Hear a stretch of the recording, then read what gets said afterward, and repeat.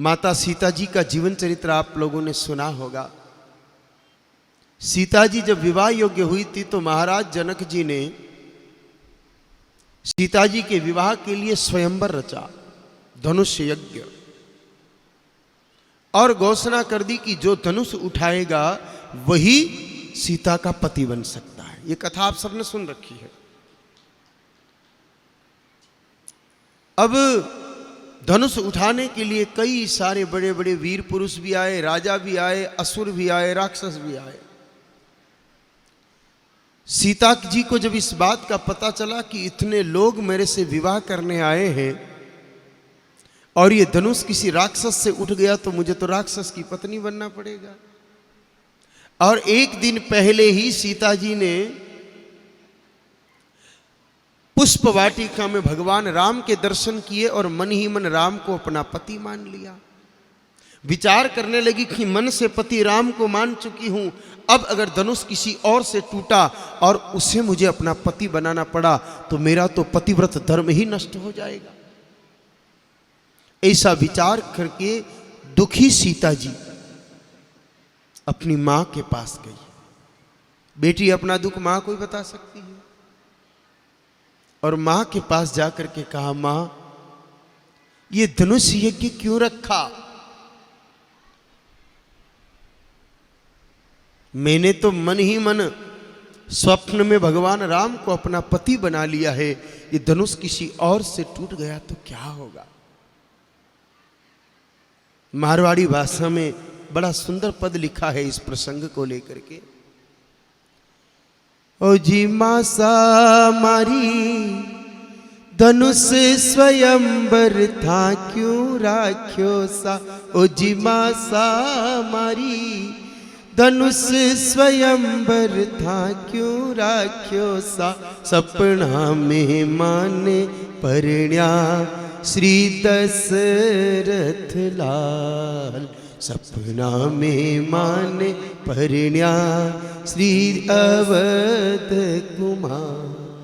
ओ जी मासा मारी धनुष स्वयंवर अब थे तोड़ो सा। ओ जी मासा मारी धनुष स्वयंवर अब थे तोड़ो सा। सपना में माने परण्या श्री दशरथ लाल।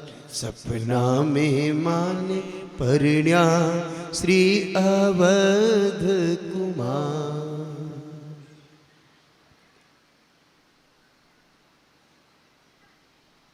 मां आप कुछ भी करो, पिताजी को समझाओ कि धनुष यज्ञ की प्रतिज्ञा को तोड़ दे। मां ने कहा, बेटा तेरे पिता क्षत्रिय हैं, वो प्राण दे सकते हैं पर प्रण छोड़ेंगे नहीं। उन्होंने संकल्प ले लिया है, अब संकल्प नहीं छोड़ेंगे, इसलिए बेटा जिद मत कर। तो मां आप ही बताओ मैं क्या करूं, अगर किसी राक्षस ने धनुष तोड़ा तो मेरा होगा क्या? कहा, बेटा चिंता मत कर, जिस व्रत को मैंने करके विदेहराज जनक जैसे महान पति को पाया है वो ही व्रत आप कर लो बेटा, आपको बहुत अच्छा पति मिलेगा। कहा, मां कौन सा व्रत?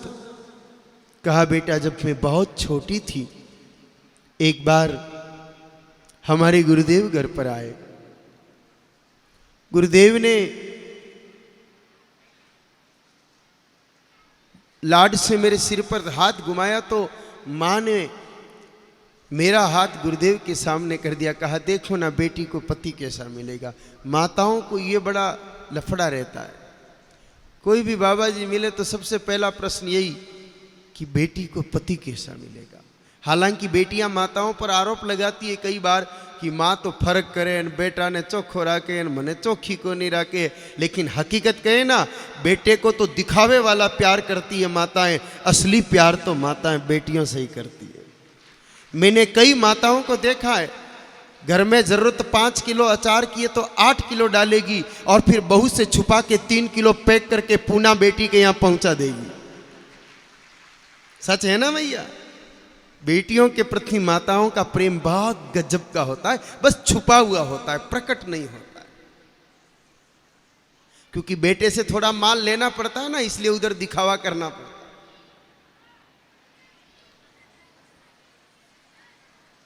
तो बेटी का हाथ आगे कर दिया, कहा मेरी बेटी को पति कैसा मिलेगा। कहा नहीं पूछो तो ठीक है। कहा गुरुदेव बताओ ना। कहा दुष्ट, नराधम, व्यसनी, व्याभिचारी, नारकीय जीव मिलेगा। मेरी मां की आंखों में आंसू आ गए कि ऐसा पति मिलेगा।